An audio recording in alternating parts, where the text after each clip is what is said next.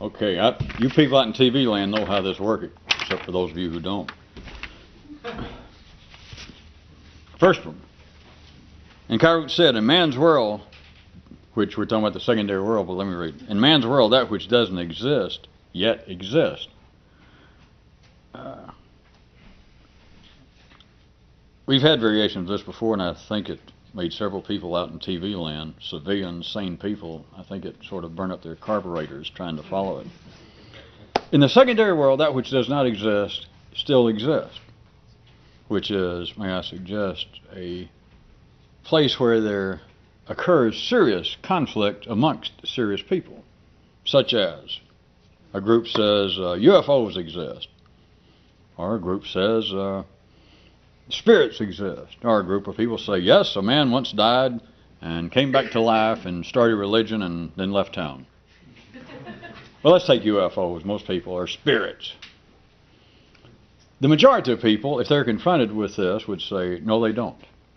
The majority of humans would probably, I don't know, say that UFOs do not exist. People from outer space are not landing here. This makes for a very interesting, I assume people hard up, conversation, debate, but it's more than that.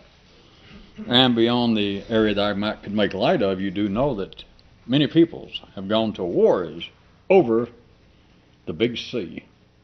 Cigarettes? No. Conflicts of people saying that our religion, for instance, is the religion. Our political system was founded by people from outer space, or else people with very neat beards. Another group says, no, it wasn't. And they say, are you calling me a liar? Back to the Kyrut. In man's world, the secondary world, the primary world, such things are ridiculous. They don't even exist, is why I can say they're ridiculous. You cannot get any self-respecting possum or hippo involved with this kind of conversation. And you know it as well as I do.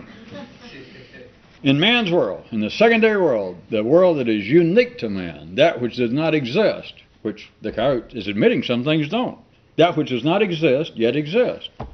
In other words, let us assume for a second that actual beings from some other planet in this universe has never come here, that nobody's ever seen one, that literally, if we were taking what ordinary people would say, the hard-nosed, physically based demand for evidence, that it is not so. And yet you do know that there are many, many, many people who believe they do. And of course, if you're part of the many, many, many people, you think, well, there is some sort of conflict. There is a difference of opinion here.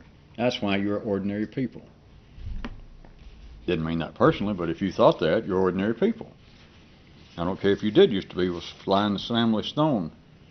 Because that which does not exist yet exists. That's why you see so few intellectual rebels out in the streets, walking with banners, starting wars, because once you understand that that which doesn't exist exists, and people say, well, I bet you disagree with that, don't you? And whether, no matter what you have to do publicly, you think no. Or you think, well, what do you believe in? And you thought, well, I don't believe in anything, but, you know, in that case, I believe in everything. No. No, you're not going to get famous. You're not nervous enough. Your secondary career is not going anywhere on that basis. You have to learn to fake it within reason. Or if you're having an unreasonable career, beyond reason. And Kyrut notes, one man says that when his theories are really running well, working well, he can bleed before he is shot. That is almost, since I just accidentally mentioned, that is almost a prerequisite for being reasonably successful in the secondary world. It is a form of nonverbal, since it showed up several times, may I say this, a form of nonverbal, non-sequential prediction. Because ordinary people know this. This man's pretty ordinary, in case you thought that that was some notation of an extraordinary mind of a man who says, I can bleed before I'm shot. Oh, that's ordinary as hell. What keeps the ordinary world running? It's people being able to do that. Doesn't sound familiar? What are you looking at? Well, you know what he's looking at. Well, you get the one you think, oh, God, it's going to be this kind of bad luck day again. Why me? You know why you. If you'd be standing out on the street and a truck run over your toe again and you act surprised, like, I can't believe it. Sure you can believe it. Hell yeah, you can believe it. That's why you have to act that way. You have to be involved in this. Well, I've been shot. The next thing you know, I'll bleed. You knew that. Well, I don't guess we should pursue that. At least the religious lobby. Get in with Dr. Brown and the carbonated lobby and everybody else.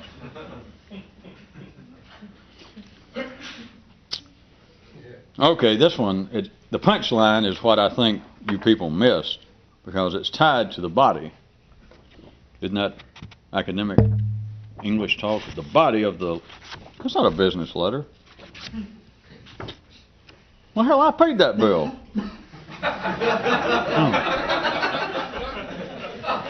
I keep forgetting there's more than one kind of business letter. I guess there's a Chi root. I just made it up. Another definition of really being civilized. That somebody comes in and says, you got a letter? And you say, well, you know, my wife or my mother or something. Oh, no, it's a business letter. And the first thing you say is, well, I paid that bill. All right, and Chi root said, the other day, some of those who weren't chosen got together and decided that they were going to claim there was this real old proverb that said, many are called, but few are chosen. Every day. See, it started out the other day. The punchline, the moral is, every day's the other day.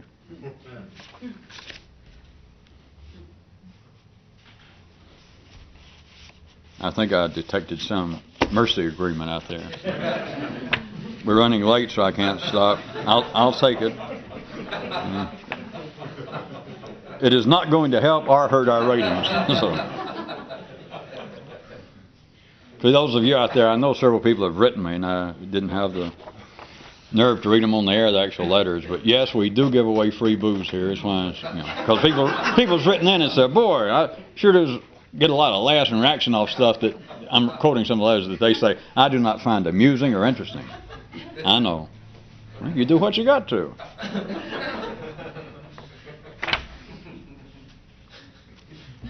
And Chi root said, the further from the basement and foundation, the more serious things become. In fact, a man's mind out of town.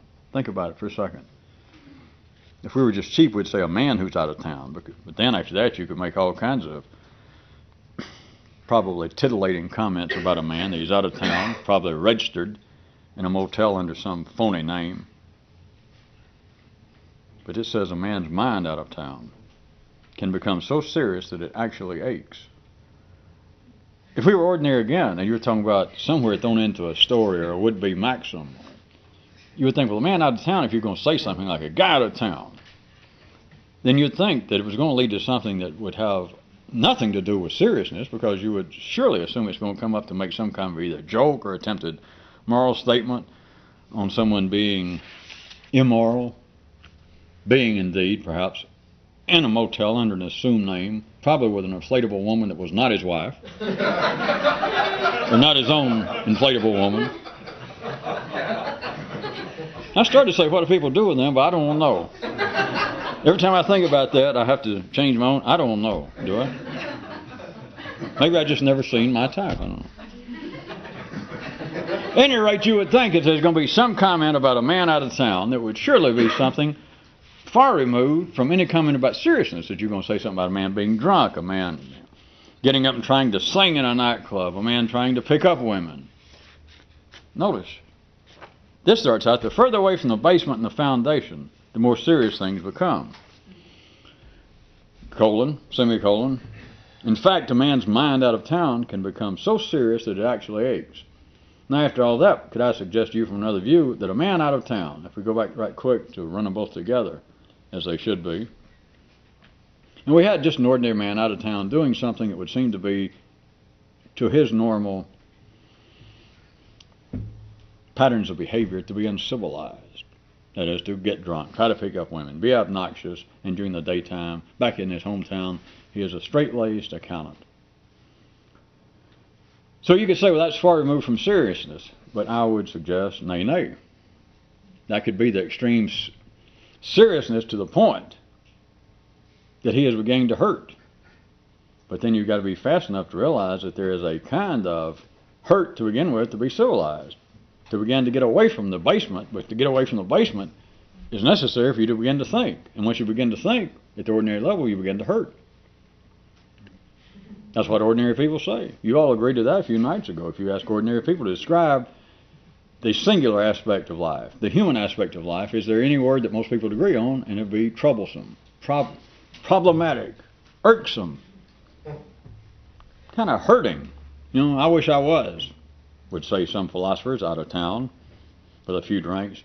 I wish I'd never gone to school. I wish I had just moved down to the Gulf Coast and taken up shrimping or become a bricklayer. I'd be a much happier man. That's an old story. Some validity is useless.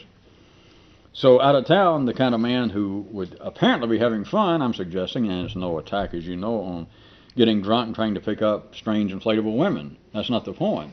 But what seems to be somebody trying to have fun is actually, at that level, being extremely serious, to the point that the mind can ache. It's just an exaggerated example, because civilized people's minds are always slightly aching. That's why we even have the word civilized. That's why people even react to it, because they don't like it. Well, if you're real civilized, oh sure, you got to play like you do. We'll say, certainly I do. We'd all be much better off if we were all more civilized, which of course is true. Everybody'd hurt more at a certain level. But then you could say, well, we'd hurt less because we were more civilized. We'd have less people killing their neighbors. We'd have less dope dealers. We'd have less people out doing unsavory things to one another. Yep, you got me. So you could say, well, we would ache less. Yeah, you're right. Better than what I just said.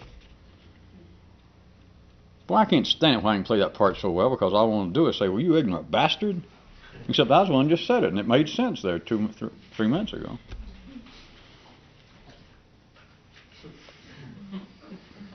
There was a punchline, but I don't think you won't hear it because somebody misspelled precisely. This is precisely why rebels' thoughts never go anywhere and never stay home.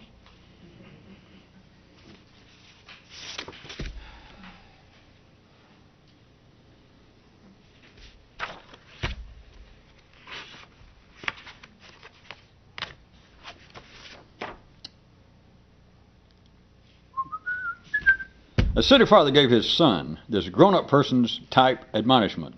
He said, see here, young man, you have got to earn your leisure and good time. And the kid replied, I was born, wasn't I? Yuck, said the urban lobby. What a perfectly despicable story. And now for some good news. Old people may not be any smarter than young, but at least they're closer to death. As far as I can tell, it had nothing to do with that, but so many of you, when I was sitting out there hearing it, so many of you laughed along with that, I thought I'd reread it. I have no idea what it means, do I?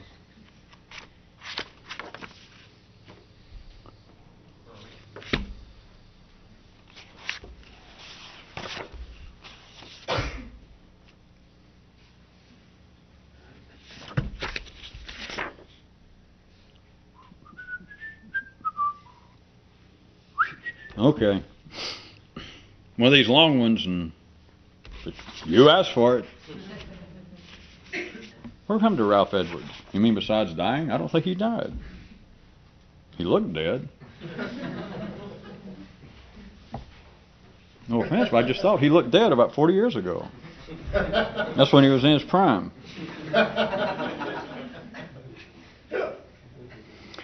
The area of one man's brain that was in charge of such things says, if they're going to keep changing which goes first, the I or the E, why did they even have them both in the first place? An older traveler slapped the younger one on the back and kind of laughed. Ordinary thought still ain't quite sure just what to make of words. Even the kinds of things that Karut and I and you, we've all discussed, you could almost be tempted to take a real good swipe, kick, shot at that and say, well, that's not true. I mean, by your own kinds of statements and pictures and parables and other stuff. That thought is impossible without words. So if anybody, if anything, has a good grip on thoughts, I mean, it's almost silly to say. It's got to, I mean, on words, it's got to be what? Thoughts.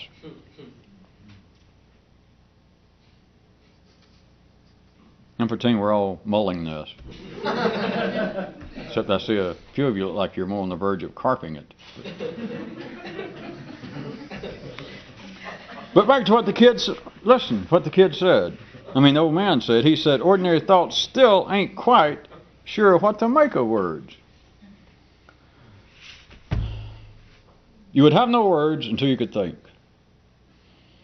You could say that thoughts are you got to think sequentially, that thoughts are the food of words, but of course it's vice versa. But you could say that if anything in the world, if we're going to talk about the ambiguities of words, whatever that means, the vagueness, the vagaries of words, at least if anybody has any idea, if the person is sane, to get down to an anecdotal level, if one person is sane and talking, even if he's uncertain what he's saying, he has got to have more of some certainty about what the words mean than other people, even if he's not totally certain. He's got to be certain enough to have said them. I'm talking about a sane person, just a reasonable person, not some idiot babbling. And so you'd say, well, that is a given. And yet, the old man, traveler, says, ordinary thoughts still ain't quite sure what to make of words.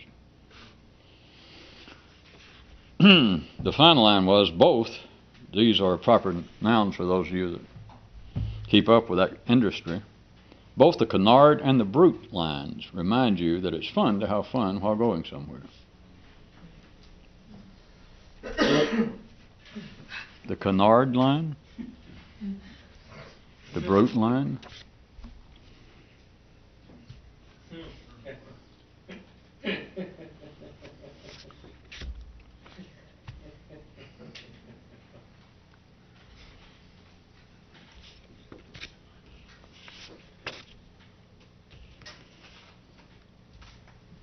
And Carut said, everyone who lives indoors lives in a ghetto. I'm sure enough of you have, I would assume, have put together even some of your own ideas of the parables of buildings. Man is a building. But consider, everyone who lives indoors lives in a ghetto.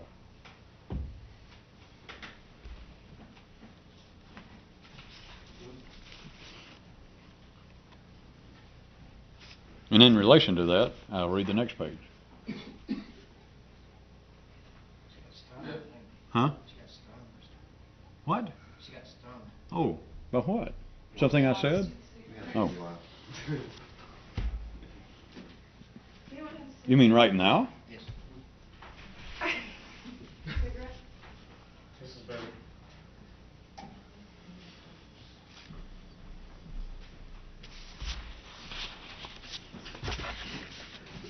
We're having fun here in the parking lot, folks. Wish you were here. Plus, any of you, I know I don't invite you enough because there's such a gap between these shows and when some of you see them. But if any of you are around the neighborhood, the point is, especially on Mondays, Wednesdays, and Fridays when we're taping, they do not come around. In case you don't eat before you get here, they do not come around and get that dumpster until about 10. Well, after we get through taping out here. Dine and dance. And this has to do, and Carut said, the, quote, this is a full name of somebody, I assume, the I'm not that easy to fool man told his seatmate.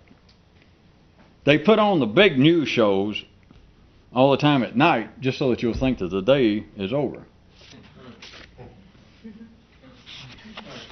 Did it help a second time? I would have to, in my humble opinion, classify that potentially as a metaphor and not just a symbolism. When's the big newspaper? The afternoon edition, back when the olden days when they ran newspapers like God intended, that there was a morning paper and an afternoon paper. Which was the big one? The afternoon. Of course, if you're ordinary, you go, well, sure, it was the bigger paper because they had more. The morning paper came out at 5 in the morning. What'd they have to report? All you do is rehash yesterday. So sure, the 5 o'clock edition, the night paper, had to be bigger. It only makes sense. Now, it's that kind of thinking that made people ordinary to start with. This guy says, remember what his name was? The I'm not so easy to fool man. So you're easy to fool. You turn the news now on TV, not we're in the modern day. And what news do they have at 7 o'clock in the morning? I mean, I guess they got a little bit. But you want some real news? You want long news? Heavy-duty news? Important news? Turn on the 7 or 8 o'clock or 11 o'clock at night. When they do the wrap-up, the big news. And again, you can say, well, they've had more time to have it. Oh, Ye of teeny brains. Now, see, it may be is why I said it could be a metaphor, not just a symbolism, because I can't say that's not true. Even I won't say that that's not true, that they've had more time to have more news, more things could happen. That alone does not belie this. Of course, it could, but I'm going to say it doesn't. That does not belie that, because the I'm not that easily fooled man said that they do that just so that you'll think that the day is over. Now, those of you with non-teeny minds, even if we accept the first part, how about this part? Can you say that's not true?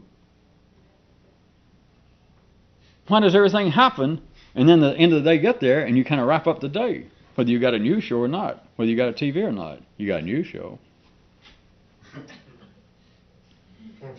Well, Jesus, I've taken about all I can today. Wrecked my car, lost my job. I mean, what else the hell? I'm going to bed. What else can happen? You know the day's over. You think, well, life is pissed on me all it could. I'm going to bed. You get in bed and there's, what's his name, Ted Koppel. And then you think, boy, I know the day is over.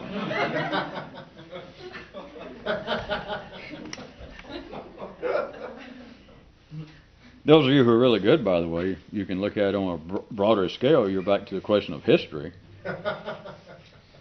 and memory at a local level, but in a wider scale of history. Why do they keep calendars? Besides, the IRS trying to ride your ass, but besides that, why do we have calendars? Why do they say, well, the Middle Renaissance stopped more or less at such and such time. The anti-Renaissance in Northern Europe began at such and such time. World War II was over at such and such time. I'm not saying that that's not true. They say it's true. I don't care. They say it's true. It happened July the 7th, 1497. Okay. But don't you realize that is still a form of what this guy said, the I'm not that easily fooled guy, that they put on the big news at night. The big news shows, the big ones, the serious ones. They charge more money, the networks for the news shows. The revenues, the ads in the afternoon papers are more expensive than the early morning ones. Regardless of whether it's a fact that there was more news to print and all that. Screw all that. Consider the possibility they do it, that life does it. Not they, that life does it, just so you'll think the day's over. And they say, well, World War II's over. It was over in such and such time. What if you wouldn't believe that? And you went around all the time thinking that there was going to be some Italians or some Germans or somebody take a shot at you. Or that you didn't believe that they said the Dark Ages was over, let's just assume, 1500. January the 1st, 1501, the Dark Ages was over, my friend. And you think, well, boy, I feel a lot better. What if you didn't believe that? What if life couldn't say you that story that the day is over? You'd go around being as dumb as, I'm not going to say you are, as dumb as people were back then. That's what I meant, you see.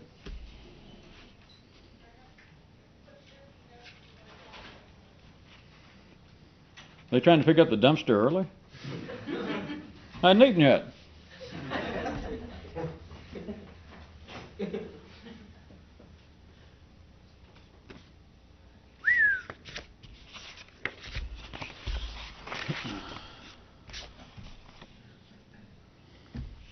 A man with some Chardonnay in a Mad Dog bottle says, after the residence has been on the market for a disappointing period of time, inactively obviously, everyone's light suddenly becomes potentially commercial. Oh yeah, he adds, if you don't think this is applicable at all to intellectual properties, you might as well turn in your glove and cleats because you're never going to make it to the appraiser's playoffs. I'm assuming, I'm not an expert and probably you're not either, but having some familiarity with these Kairos, let's just assume what he seems to be implying. That you go past somebody's house, and it's for sale. And you keep seeing it changes month after month. Some new company. Call Helen Brown, then call Joe Schwartz. Marked down, and then for sale by owner. And the grass keeps growing up and gets higher and higher. And then someday you come by suddenly and it says, for sale, and there's one of these things that they hang on that just applies to the sign. It says, zoned R, but potentially commercial. Like that some idiot who might want to open a business would come through a neighborhood, and just because you put up a sign saying potentially commercial, and he's passed all this time, he'd go, wait a minute. It's right here in the middle of some subdivision, you think, what a great place for an airport or a department store. And yet, I'm assuming that's what Kyrute is playing to, that when they get desperate, now, back to the Kyrute, or this guy, he says, if you think this does not have any application to intellectual properties, you never thought about it? When people's had all these ideas for years and years and they won't go, even they don't like them, they can't sell them, what do they do? They just don't call it this. They say, hey, my ideas are potentially commercial. Where do you think religion came from? All forms of it. Political persuasions. Huh? You can't sell them? You tell people, wait a minute. These things are potentially commercial. It's worth a try. You don't know what kind of dumbbells they are. You laughed. That somebody might come by and go, well, maybe it looks ridiculous on the surface, but nobody's ever built a huge, like maybe a 500,000 square foot department store here on a residential lot, 100 by 120. It's never been done. How about a guy that says, I'm representing this department store, and the store died, and it laid in the ground for 2 days, and then it arose and says, follow me, and you'll never have to pay outrageous interest rates on anything you buy again, and plus you can go to paradise. That doesn't sound familiar? You say, well, it's impossible. It was impossible to start with. In other words, it didn't exist, and yet it exists is why it continued. And so property that won't move, residential property, finally, suddenly, just out of the clear blue sky, that they suddenly realize, those trying to push it, it has commercial potential. The crude version we're running time, it's like this is not the way it works. Of course, this is the way it works, but I always have to say that because some of the people out in TV land go, God almighty, if that's the way things work, I want my money back. It's like a man has ideas, and they won't go anywhere. Nobody will listen to him. Even his wife says, you're nuts. And even every now and then he looks in the mirror and he thinks, God, I'm nuts. Or he listens to his own ideas. He tells them to somebody, and the person doesn't react, which is terrible. It's like hauling insanities in the Grand Canyon. All you can do is stand there and they bounce back. And the guy thinks, I'll never be able to move this. So what does he do? He thinks, well, hell, I don't like it. I'll get somebody else to buy it. I'll point out that it has commercial potential. Good night.